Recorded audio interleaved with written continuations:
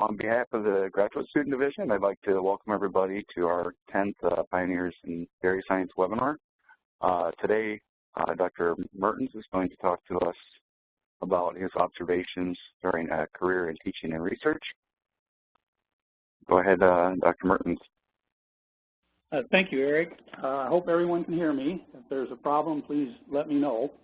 I really appreciate the opportunity to speak with you this morning.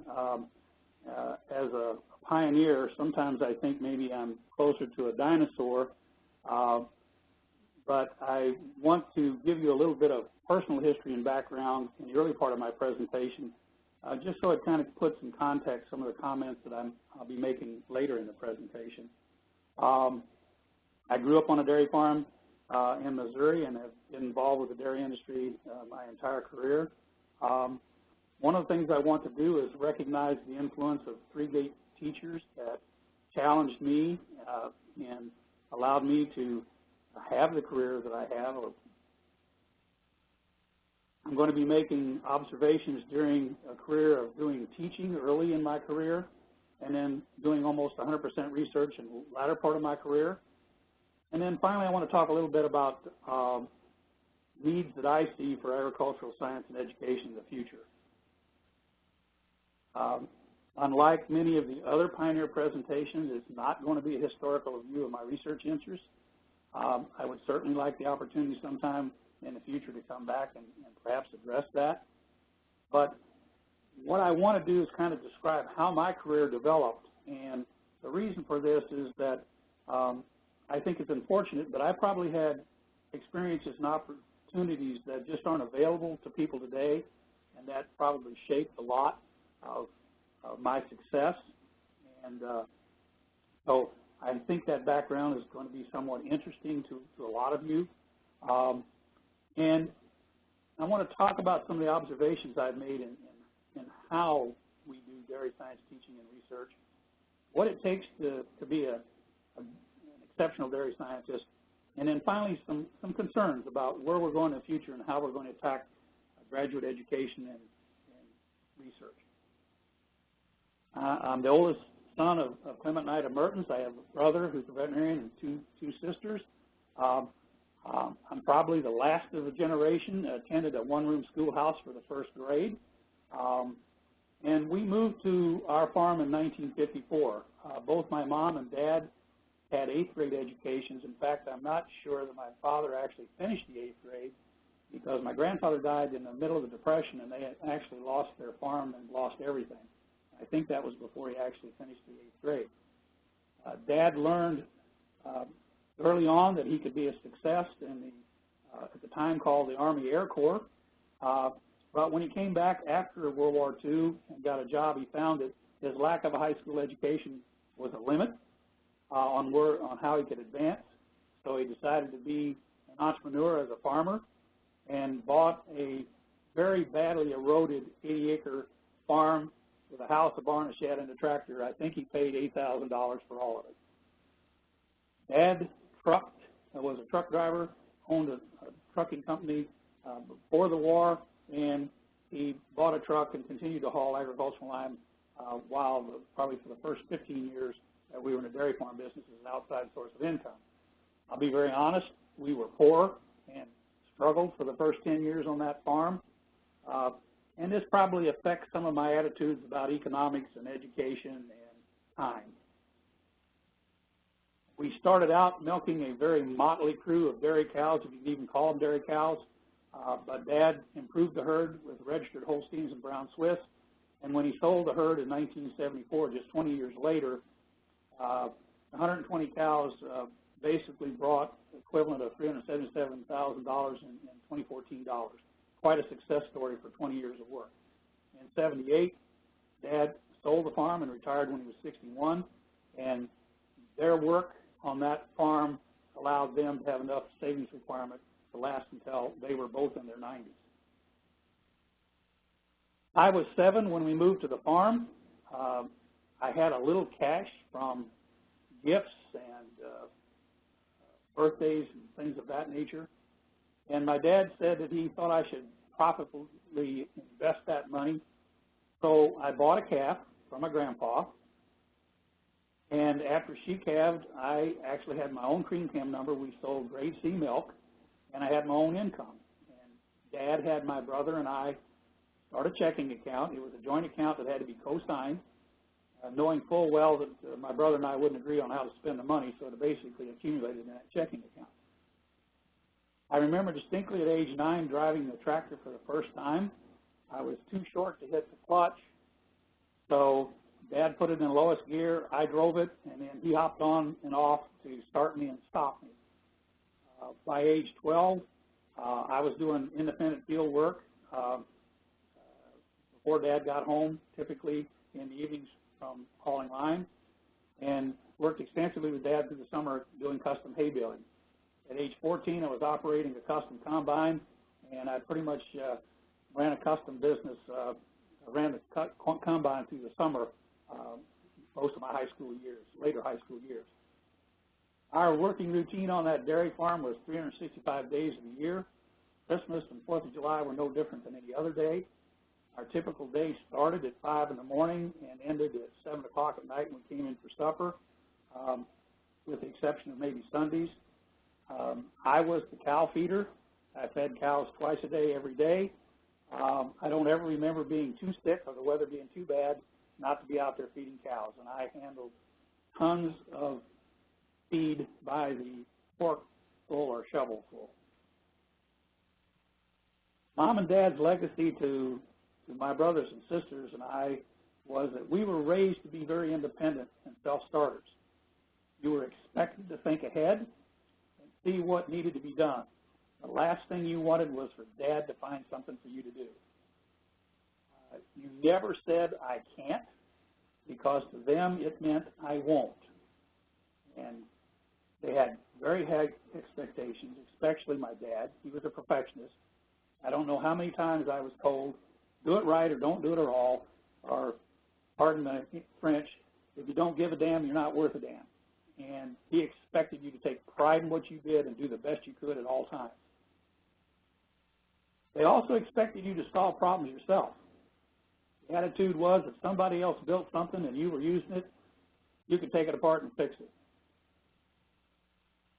Hard work didn't hurt anyone. We did a lot of hard work, but we were taught that that was the key to getting ahead.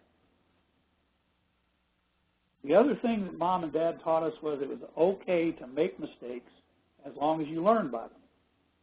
But you better not make the same mistake twice. They always looked forward. They never looked back. They taught us that, the past can't be changed. The future isn't here yet to be lived. The day is the day you get things done, looking to what is needed to be done for the future. And finally, they taught us all that time is precious. We were so busy that you learned don't waste your time because you only get to use it once, and there's plenty of things to do. When I started high school, I bought the first Holstein cow by borrowing money from a bank. Actually, she was the first registered cow in our herd. She was to be my seed cow for my dairy herd, but she only had bull calves. So I ended up eventually borrowing money and buying 2 more cows. Again, the deal with my father was milk income from these cows was my income while I was working on the farm. As a sophomore, I had the first 100 bushel corn raised on our farm on a small plot of land that I cleared. By junior, I had already bought farm equipment, John Deere 620, from my uncle, so I started my equipment. But then in my senior year, I was a National Merit Honorable Mention. Me and the class valedictorian at our high school, I only ranked 5th in a class of 39, so this kind of shocked everybody. But I have to admit that I never studied at home. When I was at home, it was work. So the only studying I did in high school was in high school study halls. My first great teacher and advisor was Mr. Robert Denker, my vocational agriculture instructor. He did everything well. He taught us science, business, and mechanical skills. In science, he prepared me for college because there were many things in introductory classes I'd already heard before. As a businessman, as a business instructor, he really prepared us for life. I remember one example when a student bought a car, because in our community as a young man, if you had a car, then that elevated your status. And Mr. Denker asked him one time, he said, "What did you pay for that car?" And he said, "Oh, $1,000. He said, "Well, didn't you borrow the money?" "Yes." "Well, how many payments do you have to make?" "Well, 24. "What are they?" And I forget the amount. But when you multiply that out, it was a lot more than $1,000. And it taught every one of us in that class that borrowed money cost you. And it was kind of a eye-opening revelation for a young person. He also taught us mechanical skills, and among them, I learned how to weld.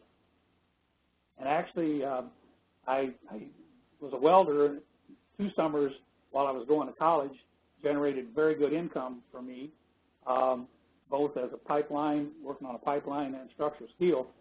But I also built the mechanical structure for an elevated milking parlor that my dad designed, and for many inventions that he had on machinery. He was the inventor, I was the builder. When you were a student with Mr. Denker, you were one of his boys. He knew things about you that the parents probably didn't even know, but he sure wasn't afraid to correct you for misbehavior in or outside of his classroom or the school. He was the one that kind of decided that I should go to college. So he helped me apply for admission to the University of Missouri. He helped me apply for scholarships.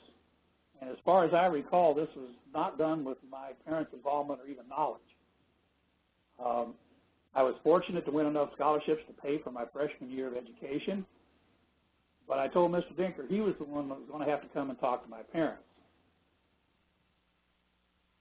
During that discussion, I remember my father was very resistant to the idea, partially because we had informally developed a plan for partnership on the farm, and I was well on the way, and I was also, quite frankly, his major workforce.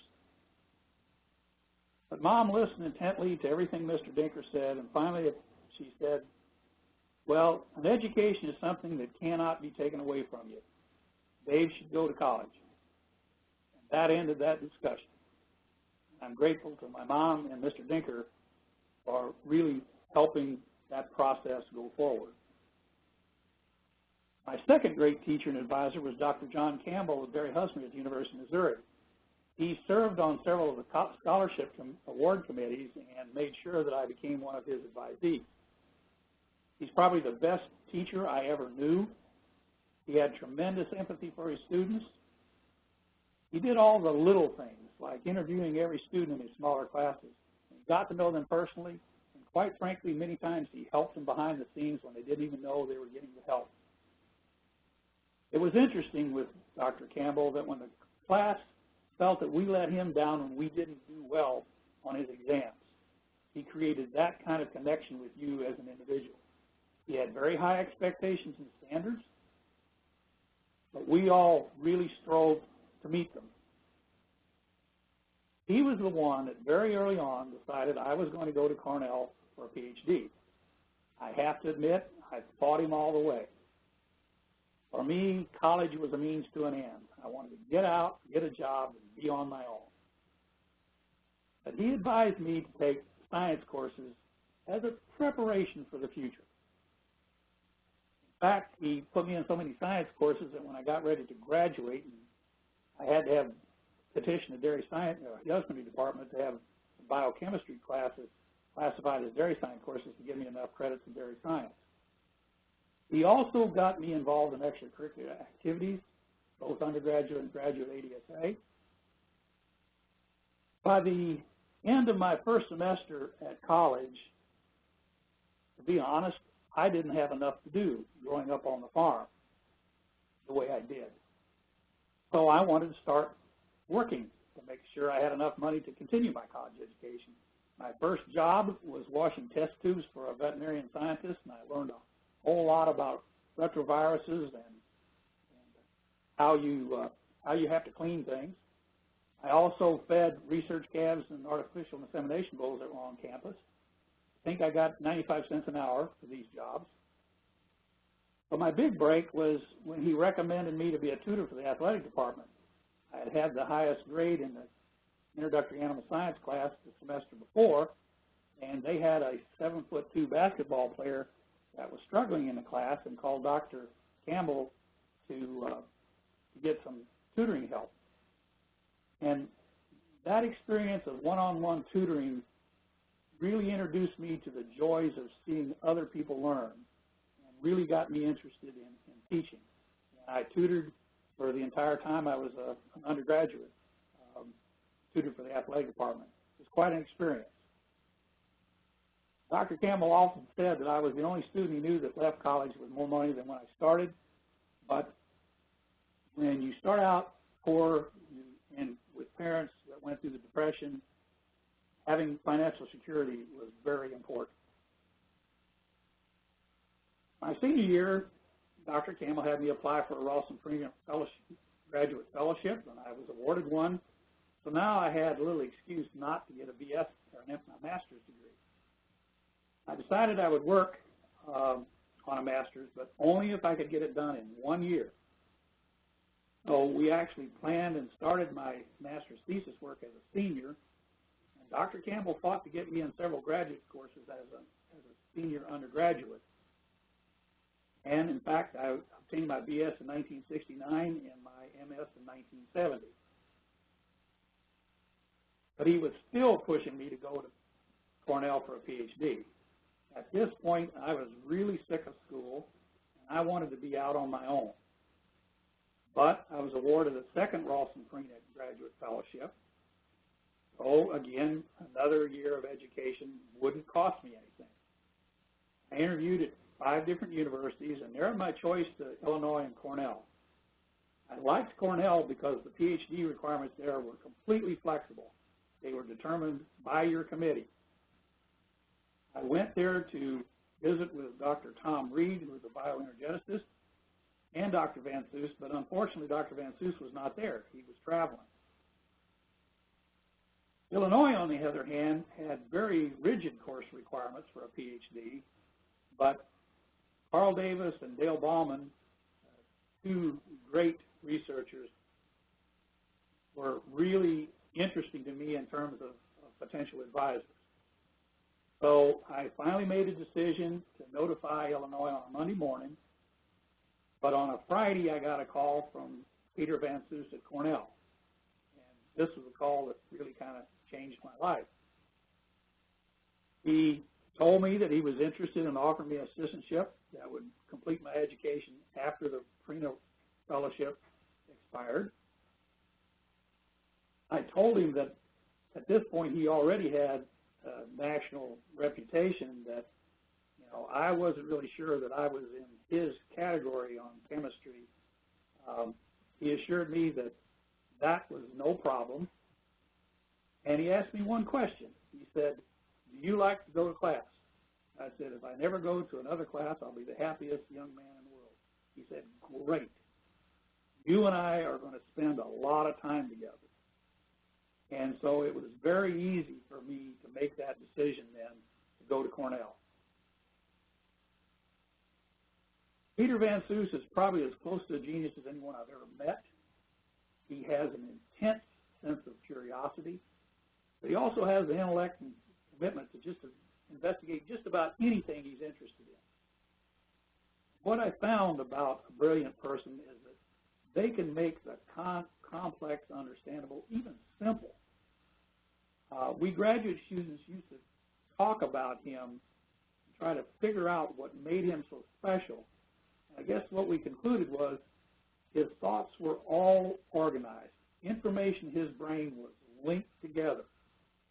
There wasn't any random noise in his memory. If it didn't fit, it was forgotten. He also had intense powers of concentration.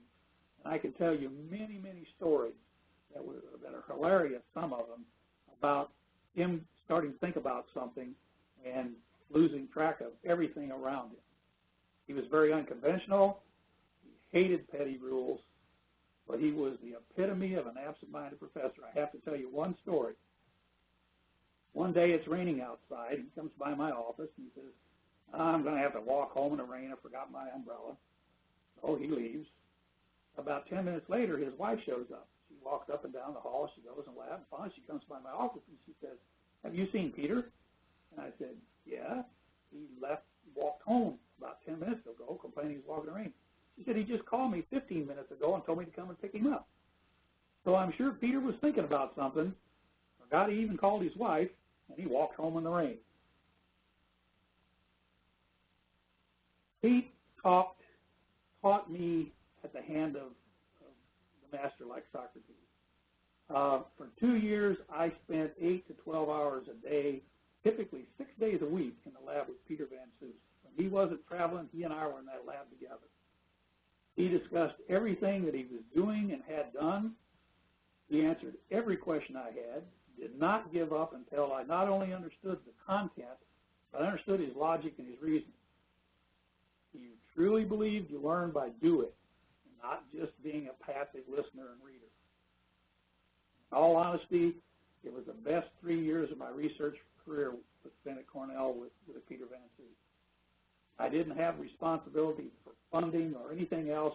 It was pure excitement, pure interest, pure knowledge gained. My plan was to have my PhD by the time I was 25, which gave me 3 years. That meant I had to select my research topic in the first 3 months. Dr. Van Soos made it very clear that it was my responsibility to pick the topic. And when I asked him about funding, he said, that's my problem. I wanted to combine my interest in mathematics with biological principles, look at interactions. And my thesis project was the application of theoretical mathematical models to cell wall digestion and forage intake and ruminants. Peter said my thesis is probably the most read thesis that had been produced at Cornell because of this kind of unique topic. I completed my research by year 2, wrote my dissertation in year 3, and I made it. I got my PhD while I was still 25. So this plan meant that I had to minimize coursework and maximize independent learning. Almost all the coursework I had at my PhD was minor requirements. I actually took less courses at my PhD than I did on my master's. But my major was in nutrition, not animal nutrition or animal science. And this breadth was a good thing. One of the interesting things was that there was still a foreign language requirement for graduate students. And I petitioned to have the computer language Fortran to meet my foreign language requirement because I didn't want to waste time trying to study enough Spanish or German to pass a test. So I really ended up being a very early computer nerd. I wrote code on an IBM mainframe with the help of animal breeding students to do my thesis work there at Cornell. Well, what are some of the takeaways from all of this for you graduate students? I think the first one is find people that are going to challenge you. They're going to take you to the door, but you're going to have to be the one that walks through it. You really want to select these people carefully so that they have an interest in you and are willing to challenge you to do things that you're not even sure you can do. You want to find people that you can emulate. Great teachers and scientists, they're around, but when you find one, really study them. How do they do what they do? What is their attitude? What's their approach? What's their philosophy? The other thing I would say is education is more than coursework. Learn by doing. I worked my way through college in research labs, so I kind of understood what research was all about just by osmosis, helping do things in the laboratory. And it's always important to participate in extracurricular activities, professional activities. You need to get to know people outside the classroom, and this is the way to do it. It also develops your leadership ability, your ability to work with others. You've got to develop a passion for what you do and a commitment to get things done. I read sometime that the top 20% in any profession are always employed and successful. Think about that. If you're passionate, you can be in the top 20%, but it's next to impossible to be in the top 20% of exceptional people if you're not passionate about what you do. Don't be afraid to set ambitious goals and stick to it until you achieve them. I will tell you there are no 40-hour work weeks for anyone who is truly successful and exceptional in their field. You've got to learn to think independently. And this is quite a switch from undergraduate to graduate to postgraduate. As an undergraduate, you're to soak up knowledge that others give you. As a graduate student, a scientist, a teacher, your responsibility now is to do things independently. One example I would use is your literature review for your thesis or dissertation. Remember, it's supposed to be your assessment of published work, not a compilation of he said, she said reports of research papers. This is one of the things that's the most difficult for me to train for graduate students.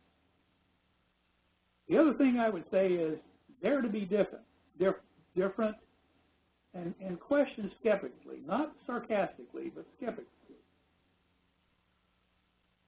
In the animal sciences, I think we've lost all the unusual characters that we had. There were some really great unusual characters in the 40s and 50s, and I would have loved to have been a fly on the wall in some of the research discussions. Personally, I think we've become too politically correct and understanding, and it's resulting in a loss of rigor and accountability. You very rarely see a pointed question asked after an abstract in dairy science. I think this is a loss to us. Confrontation is not bad. It sharpens your focus. It makes you think. I just want to point out something about the Cornell experience that drove this home to me. You had to give 3 seminars as a graduate student at Cornell. The first one was a topic that was selected for you. This was to give you experience and see how well you could tackle a problem that you weren't familiar with. The second one was to present your graduate research plan, and your last one was to present your graduate research conclusions. Now, the first time I sat in on one of these last 2, the grad student presented their information,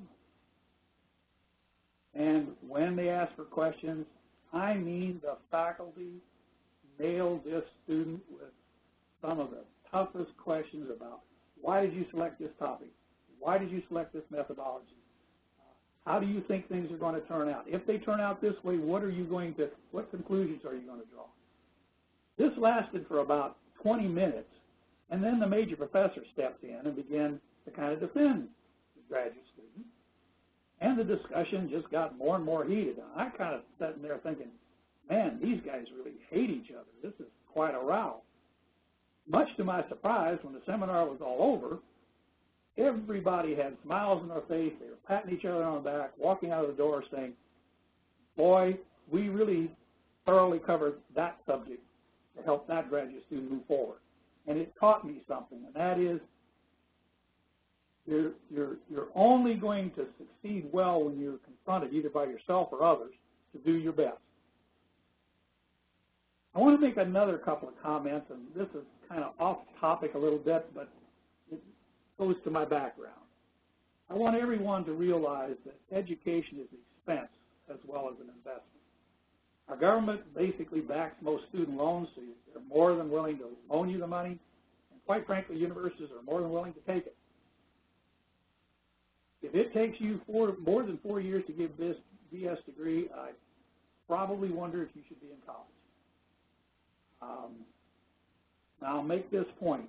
If there are 20 applicants for a job, 3 of them got their degree in 4 years and 17 didn't, it becomes very, very difficult to select some of those who didn't as your top candidates to interview. Just think about that. But in addition to the cost of the education, you have to calculate in your lost income and experience while you're in college. And this can easily be $50,000 a year. So let's just say you get a PhD, it takes you 12 years. That would be pretty fast. That means that education costs you $600,000 in spent and lost income. If you work for 40 years, that's 70 plus, your new college job has to pay at least $15,000 per year for 40 years to break even. Does that job exist? Is the pay differential that great? Unfortunately, we have a lot of underemployed college graduates. I think this is something we need to keep in mind. So the idea that everyone needs to go to college to be successful is untrue. It's based on old data that is no longer valid. It has the faulty logic that just because there are more college graduates, there are more college graduate jobs. But we have to remember that jobs are created to satisfy a particular need by an institution, an industry, an individual, and they're not created to provide gainful employment at an acceptable wage. And there is a maximum number of college degree jobs out there. So we have a situation now where 70% of the people are encouraged to go to college, but there, quite frankly, is only jobs for about 50% of them. And I think we need to realize that a college education as a status symbol is really not that important. We need exceptional plumbers as well as exceptional philosophers. And I have just as much respect for one as the other. Now, what was my training to become a teacher? And I'd have to say I was very fortunate that the Animal Science Department at Cornell had a teaching assistant training program. Unfortunately, at most universities, it's assumed that because you sat in a class, you automatically know how to teach class. And that's far from true. Dr. Robert Foote in reproductive physiology was probably one of the best teaching assistant trainers. He went over every laboratory with the TA group. He let you develop your presentation, but he critiqued it, and he often sat in your lab section to observe. All the students in the labs took the same exam to guarantee uniformity of content. So if you failed as a TA, it showed. My second great experience learning to be a teacher was at my first job at Iowa State University. There, their faculty was divided in 100% teaching and 100% research. There were many undergraduate courses that were large with many sections and multiple teachers. Classes were team taught. Teachers were required to go over materials and lectures together. Experienced teachers were mentors to new teachers. Again, all students in a class took the same exam, so any deficiency in your technique was evident and it was corrected. You also taught the same class multiple semesters, so it allowed you to really hone and improve your skills. One thing I learned is as a teacher, you want to establish your reputation early. If it's good, you're okay. If it's bad, it's going to take 6 years to train it. It's really going to take at least 1.5 turnovers of students to get rid of that bad teaching reputation.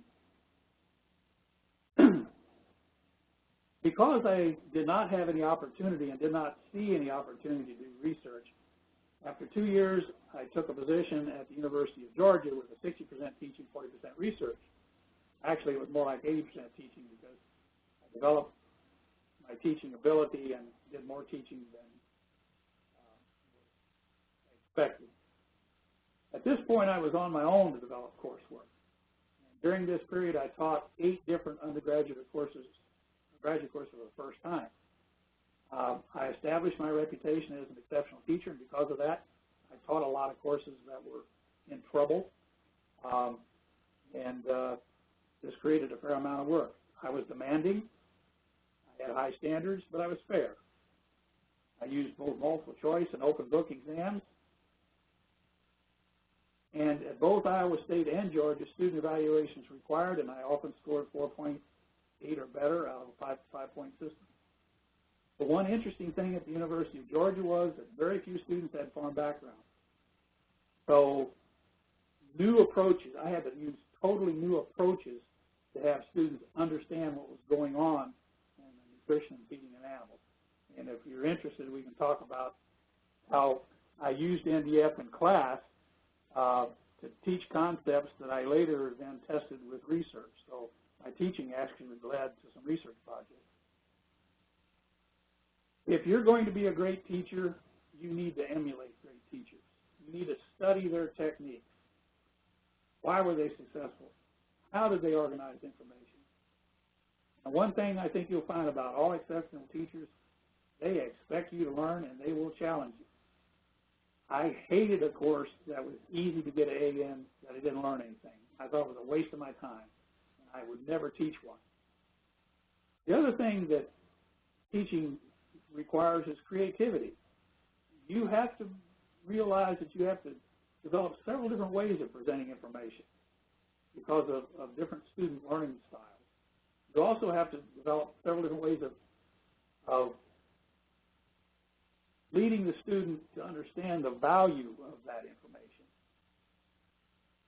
One of the more difficult things to learn as a new teacher is that you have to teach at the level your student requires.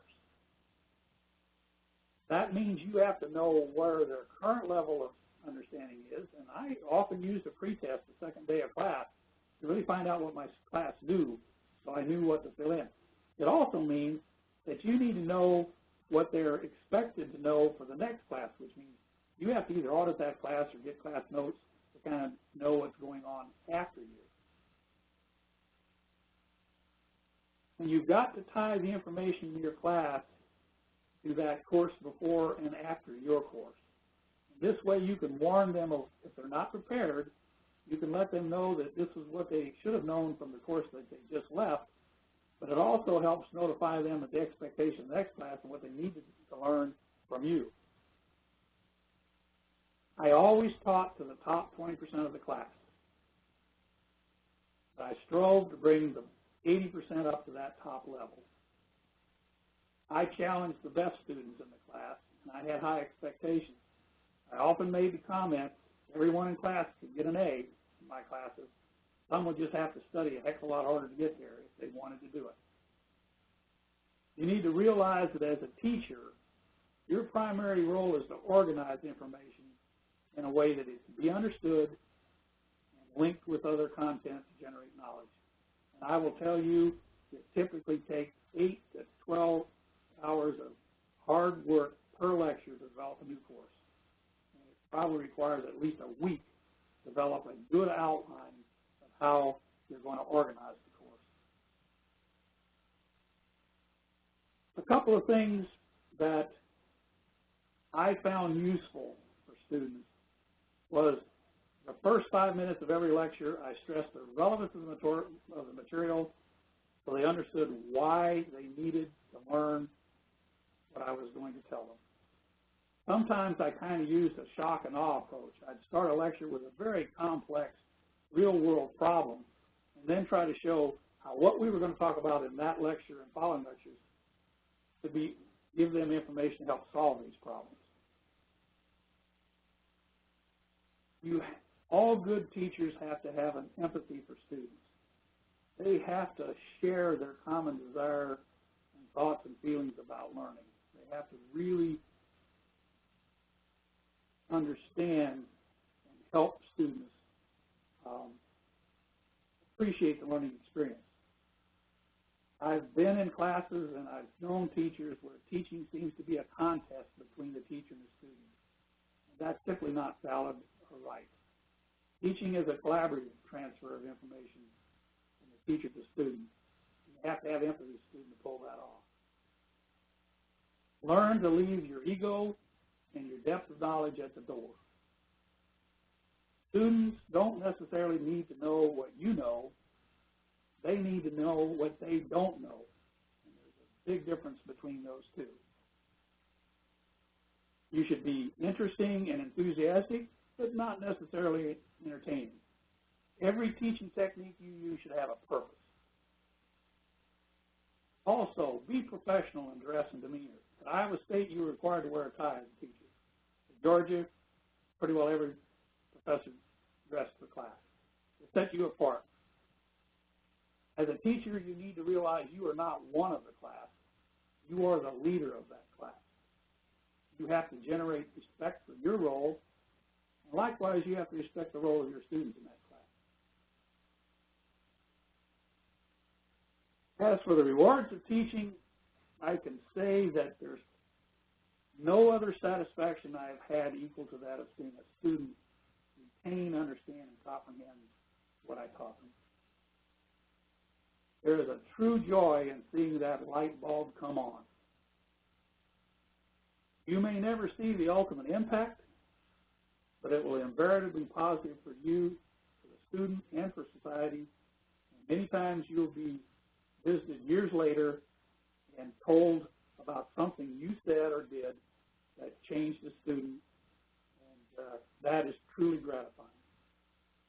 You need to realize that new knowledge and wisdom can only be built on the bedrock of initial understanding, and that's really what you're trying to do as undergraduate teacher.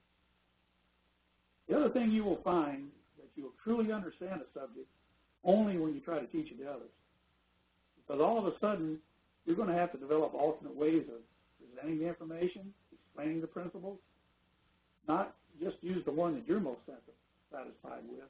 You're going to have to rethink what you think you know. Now let's talk about training to be a researcher. So in 1984, I joined the U.S. Dairy Forage Research Center as an Agricultural Research Service scientist. But one of the interesting things I'd like to raise is, are we searchers or researchers? Researcher kind of sounds like we're doing the same thing over again, and I really understand that sometimes we need that to do that. But the real key is we're searchers, and we need to ask the right question to investigate. Some questions simply aren't answerable. Some questions we don't have the approaches available to answer. The other thing I would say we need to ask ourselves as researchers all the time is, do we do what we do, or do what is needed to address researchable problems? Oh, the old saying, with a guy with a hammer, every problem is a nail. Think about that one. Develop critical thinking skills. Learn to play the devil's advocate and argue with all sides of a topic, a situation yourself. Challenge yourself. Be a skeptic. Challenge your thinking. Hone your critical thinking skills. One of the best things I've taught graduate students is when they read a paper, to look at the tables first, draw their own conclusions, and then read what the author says. Remember, at this point, you're not a student of the author. You're not really reading the paper to learn from them, but you're a peer who's investigating a research problem. You'll often find that published research results conflict, and then you must draw independent conclusions. Remember, you're not a reporter, you're an investigator. Learn to organize, recalculate, summarize data across published papers. You will locate discrepancies in papers that you never saw before. You'll also be able to identify big picture conclusions and questions because you're going across papers. Pick your research topic and major advisor. Very careful. Success lies in asking the right question, investigating it thoroughly, and finding the correct solution or answer. Methodology is crucial. How you do the research is important. And experimental design is essential. You've got to recognize the limits. Nothing is worse than doing a project and at the end saying, I really can't draw any statistical conclusions because I didn't have enough observations. You wasted a lot of your time. You want to learn to be creative in your approach, but you want to make sure that it can generate valid conclusions. One of the things I've done over my career is study other research and other disciplines so I could adapt their approaches to my problems.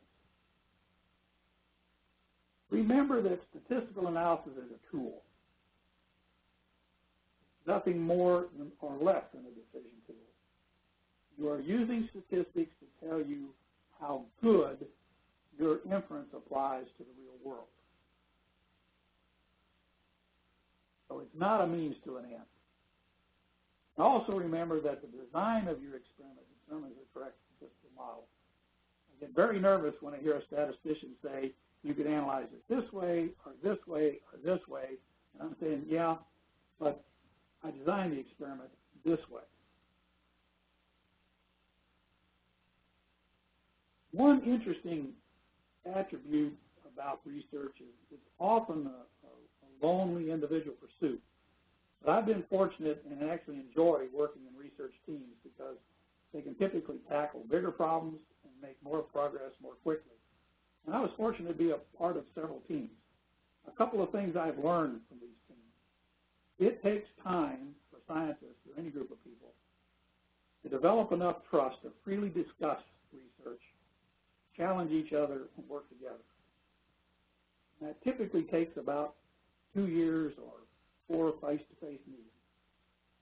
The other thing that you find is after about 6 years, as a group, you've discussed every issue, you've argued about it, and now you're all thinking alike. And for that team to be continually successful, you have to bring in new blood or a whole new topic.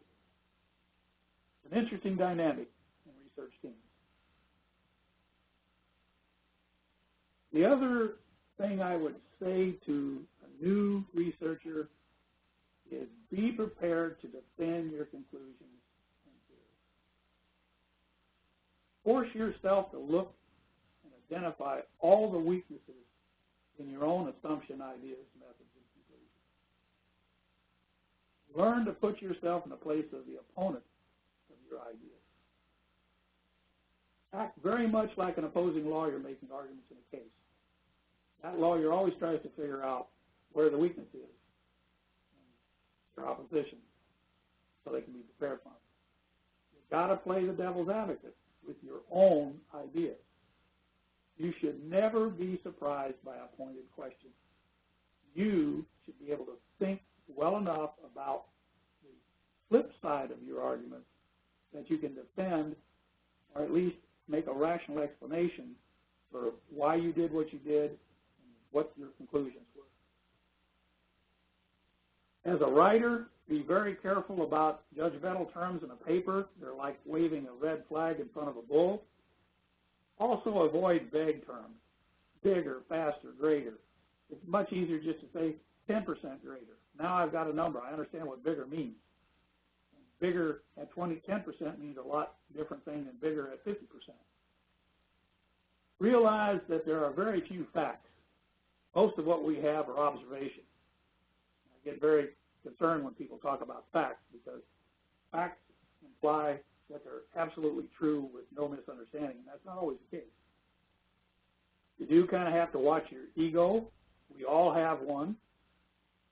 And quite frankly, as a researcher, you need to have a strong one to be either a exceptional teacher or a researcher. You have to have conviction and confidence in yourself. Otherwise, you cannot be successful.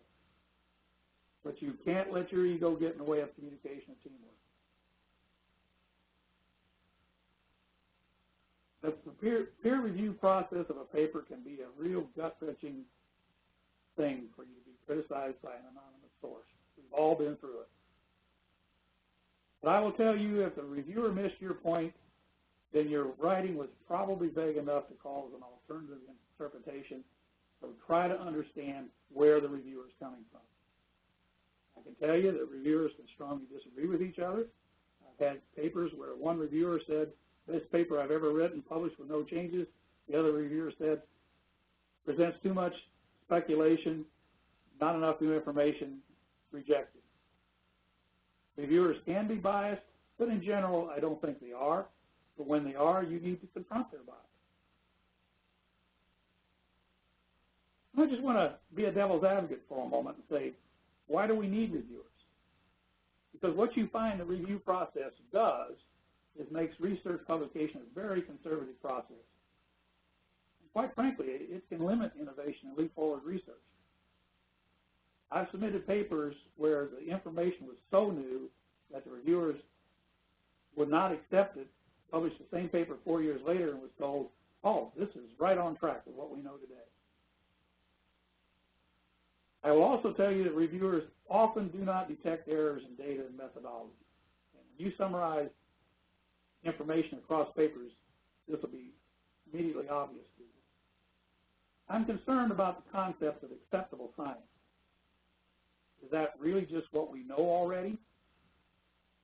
Doesn't that limit our ability to make huge leaps forward? Well, I'd ask, would science survive if we didn't have reviews? The one thing that would happen, if no paper was reviewed, every reader would have to decide about the assumptions, ideas, methods, solutions were valid themselves, and the author would have complete responsibility for what was written. This would certainly require critical thinking on everybody's part. In my opinion, a reviewer's role is to make a published paper the best it can be. I think reviewers should rarely reject a paper, and only if it provides redundant information or no new observations. I think in the hundreds of papers I've reviewed, I've only rejected 2. My reviews are often long and detailed with specific questions and specific remarks that need clarification. I want to raise one other question. Why are reviewers anonymous after the article is accepted? Shouldn't they get credit for helping to improve the manuscript, or quite frankly, criticism if they accepted a poor manuscript? I know journals that do publish the reviewers' names after the paper is accepted. I think it's something Journal of Dairy Science and Animal Science should consider. I also want to caution you that research is competitive, sometimes very competitive. I think maybe it's too competitive. Intellectual property rights are big money for institutions and individuals. Patents, intellectual property, confidential agreements limit free flow of ideas. We've had situations in my own teams where 2 people had an agreement with one organization, 3 people had agreement with another organization, and the team could not discuss a topic because of confidentiality rules. That's getting the cart ahead of the horse. The other thing that I'm seeing is that researchers are now considered to be income generators. Typically, a researcher is required to obtain grant money for their staff, for graduate students, part of their own salary, and operational expenses. Interestingly, the institution gets to peel off 30 to 50% for overhead. So what we find now is academics are rarely hired to teach or provide service. They're provided to do research and bring in grants. I just want to make a few comments about evaluation of scientific and teaching. Tenure process at university typically takes 7 years. It's bestowed by your peers. It's an endpoint in evaluation, and all too often it's an endpoint in effort. It's good in content and intent. You want to try to maintain a faculty of independent thinkers, but it's somewhat bad in implementation because it's difficult, if not impossible, to result. The agriculture research performance evaluation is quite different. It's continuous throughout your entire career. When you start, you're evaluated every year, then every 3 years, then every 5 years. It's an outside review. No one in your research unit is even on your evaluation panel. An in-depth reviewer contacts your unit and others and presents your case to the panel. Your case has to be based on 4 to 8 accomplishments and their impact. And you have to document both. You can be promoted, maintained, or demoted. I think it's a good concept in intent and implementation, and it certainly maintained active pressure on me for research achievement. And finally, just a couple of comments about my latest role as a consultant. Initially, I tried to apply my knowledge to specific problems and analytical methodologies in helping companies do research. One of the things I will caution you is you have to be careful to maintain your independence, not become a single company man. And right now, I'm going to be changing my emphasis of my consulting firm to switch to online education and knowledge transfer.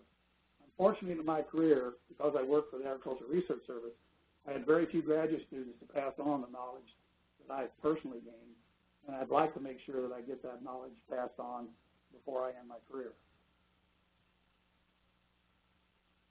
One thing that I would like to stress is when you're making decisions, be careful that you don't focus on trying to make the right decision. Your knowledge is never going to be complete, and analysis paralysis can really limit your productivity. The better way to do it is to make a decision and then make that decision turn out right. That means you have to consider all the alternatives, you select the best one, but then you develop a plan to make that decision a success. It's quite a difference between trying to make the right decision and trying to make a decision right. What does it take to be a good teacher or scientist?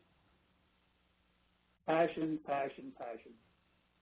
If you're not passionate about what you do, it's going to be hard to be exceptional. You have to be a critical thinker. You have to be a skeptic. You have to develop your creativity skills. You have to be organized and focused. You have to have discipline, stay on track. It requires a great amount of commitment and determination. You've got to be willing to persevere when things don't go well, and there are times where it won't go well.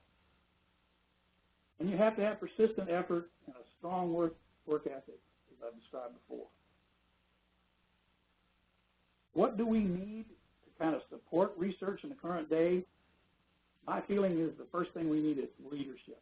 We've got to have people at the top who set the vision, the tone, and perhaps the boundaries for a research unit. Leaders focus on the final product or result. Sometimes leaders get frustrated because scientists will question everything. I'm just saying, get over it. It is who we are and how do we got to where we are. If we didn't question things, we wouldn't be a scientist. The next level of support is management. Managers tend to set goals and timelines. They try to manage resources and staff to achieve goals. They focus on achieving goals the most effective and efficient way. Not a bad way to run an organization, but without vision, it can be somewhat short-sighted. Administration. Typically, administrators set operational policies and rules. No is the easiest and typically first response of administrators. At that point, they have to do nothing. Essentially, they see their role as enforcing rules with no responsibility for outcomes. They focus on the process, not the outcome. And all I can say is, don't waste precious scientific time with administrative rules. We need leaders, not administrators. People at the top of an organization do make a real difference in what that organization can accomplish. They have to set the tone and get out of the way to let their professionals do their job. They have to judiciously protect staff time from interference. This is going to be more and more rare. On the financial side, we have to realize that funds for animal science productivity research are small and fragmented. Very few people gain profit from a new feed evaluation technique or anything that helps produce additional feed. I believe we need to establish some kinds of consortia between government, industry, and producers that can pool money and provide support with direction and enough funds to accomplish the goal. This is the only way we're going to address problems of public interest. In education, I think we've got to start thinking very seriously in agriculture, particularly at the graduate level, to online across university courses. Technology is there. We need to quit worrying about how to do it, who gets credit, who pays for it. I do not understand why a graduate transcript can't have courses from multiple universities. We need to identify the experts in the United States and get them involved with multiple students in multiple universities. We also need to be careful that we maintain hands-on training. I see too many students in nutritional sciences who send their samples to commercial labs for analysis and don't even know how to do a fiber analysis. We could probably team up with commercial labs to provide this training. We also need to involve federal research laboratories in graduate training. They're the ones that are going to be needing the graduates. This research offsite is doable and can provide experience that are not available on every university campus. Similarly, we should be doing things across universities when activities and trainings are different from one another. I don't understand why we can't work cooperatively. And finally, you're going to need family support. I met and married Carolyn at Cornell. Second year I was there, she typed my mini draft and final dissertation copy, which was an act of love. We've been married 42 years, and she's put up with a lot. The first 15, 20 years of my career, I rarely slept more than 5 or 6 hours and often worked 6 days a week. I traveled to a lot of meetings and gave a lot of presentations. And Carolyn held down the fort at home. I have 2 children, and early on they sacrificed a little bit too. But they're both successful. My daughter is a contract editor and proofreader for journals and books, and my son is a successful engineer, precast concrete structure. So with that, I'll end. Thanks for your observations and advice. I think we're actually over time right now. Perhaps if you do have questions, maybe contact Dr. Mertens directly. I'd be more than willing to answer any questions, and if we need to, we can figure out a way of getting on site so others can see the answers as well. Thank you again, Dr. Mertens, and thank you everyone for attending. I'd appreciate any feedback on whether my observations were useful or not. Thank you very much.